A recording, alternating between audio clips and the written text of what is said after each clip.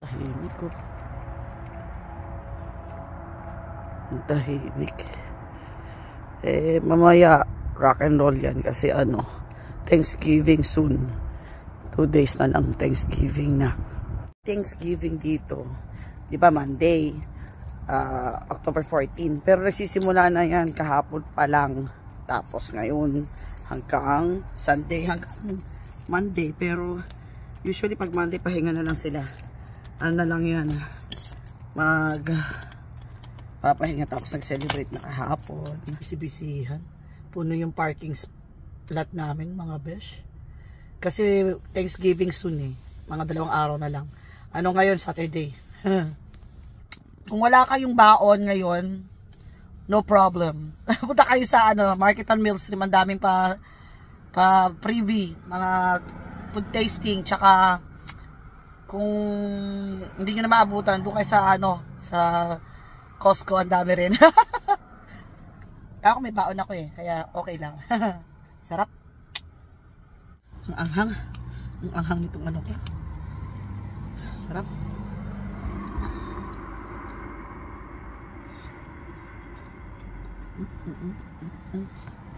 Nakataas lang ng akong paa.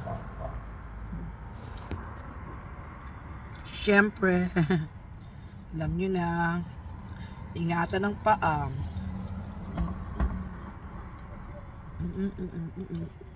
Ito, ang spaghetti ko. Walang meat. Tomato sauce lang. Tomato, as in real tomato. Olive oil, garlic lang. Ang sarap. Promise. Saka syempre basil. Panalo. Ayan. Salt and pepper lang. Or chicken bouillon. Sarap. Tapos parmesan cheese kung gusto nyo. Pero di ako may iwas kasi ako sa dairy. Not healthy. Ang platas ko, almond milk. Hindi na ako nagka-coffee. Matcha latte na lang. Matcha. Kailangan ko lang naman caffeine. So, ang caffeine ko, matcha.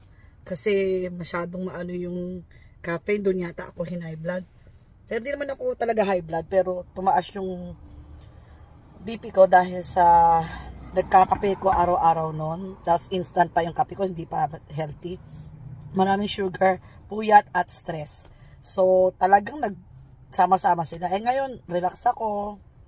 Makain ako ng tama kahit na puro taba. Okay lang yan. Basta hindi ka stress. Hindi ka puyat at hindi ka kumakain ng masyadong pang-hyper tsaka yung matamis. Ganun. Ito yung ilan sa aking mga readings. 3 to 6 weeks kasi ako mag-monitor para mapakita ko kay doc na talagang hindi ako high blood, hindi ko kailangan ng maintenance. Ayun lang mga best, na share ko lang. Kaya hindi na kayo kailangan mag-worry about my high blood. Thanks for watching. Mwah!